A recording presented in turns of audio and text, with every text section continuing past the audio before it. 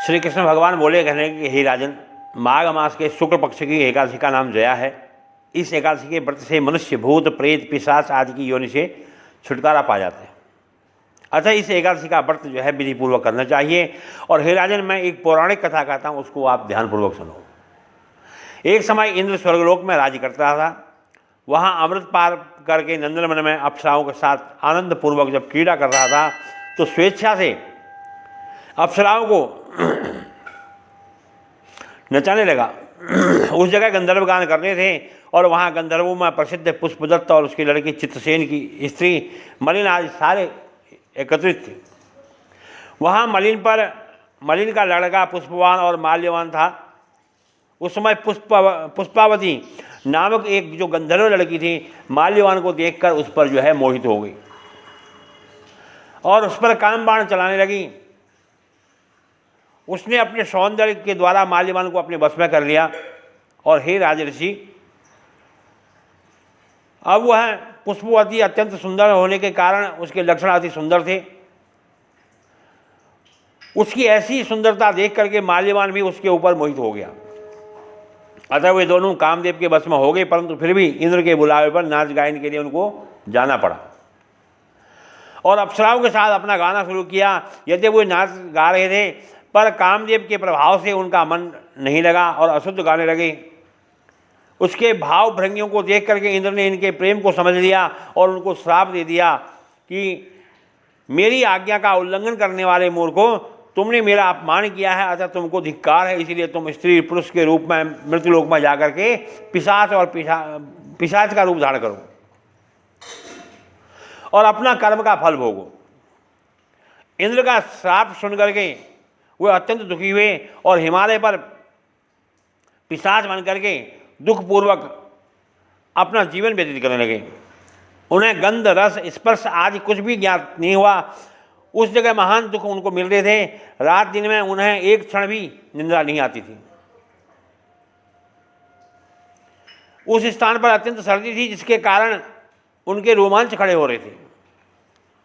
एक दिन पिशाच ने अपनी स्त्री से कहा कि न मालूम हमने पिछले जन्म में कौन सा पाप किया है जिससे हमें इतनी दुखदायी है पिशाच की योनि प्राप्त हुई है। पिशाच की योनि से नरक से जो है नरक का दुख सहना उत्तम है। और उसी तरह अनेक विचार करते हुए अपने जीवन बिताने लगे।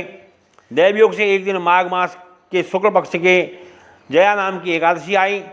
उस दिन उन्होंने कुछ भी भोजन नहीं किया और न कोई पाप कर्म किया। उस दिन फल फूल आदि खा करके पूरा दिन उन्होंने व्यतीत किया और महान दुख के साथ पीपल के पेड़ के नीचे दोनों बैठ गए।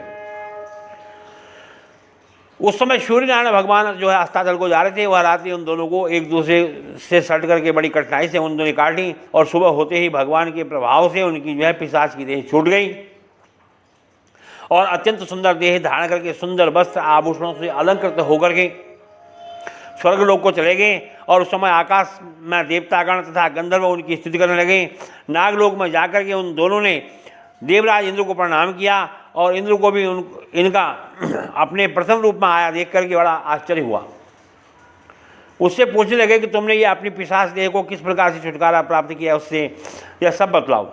इस पर माल्यवान बोले कि हे देवेंद्र, भगवान विष्णु के प्रभाव से तथा जया एकादशी के व्रत के पुण्य से हमारी ये पिशाच की योनि छोटी है। इंद्र बोले कि हे माल्यवान, एकादशी का व्रत करने से तुम भगवान विष्णु के प्रभाव से पिशाच देह छोड़ करके पवित्र हो गए हो और हम लोगों के भी वंदनीय हो गए हो, क्योंकि शिव तथा विष्णु भक्त हम लोगों की वंदना करने योग्य है। अतः आप धन्य हैं। अतः तुम पुष्पावती के साथ विवाह करो। हे दुष्टर, इस जया एकादशी का व्रत करने से समस्त कुयोनि जो है नष्ट हो जाती हैं। और जिस मनुष्य ने इस एकादशी का व्रत किया है उसने मानो सब तप, दान, यज्ञ आदि किए हों। जो मनुष्य भक्तिपूर्वक जया एकादशी का व्रत करते हैं वह अवश्य ही हजारों वर्ष तक स्वर्ग में निवास करते हैं।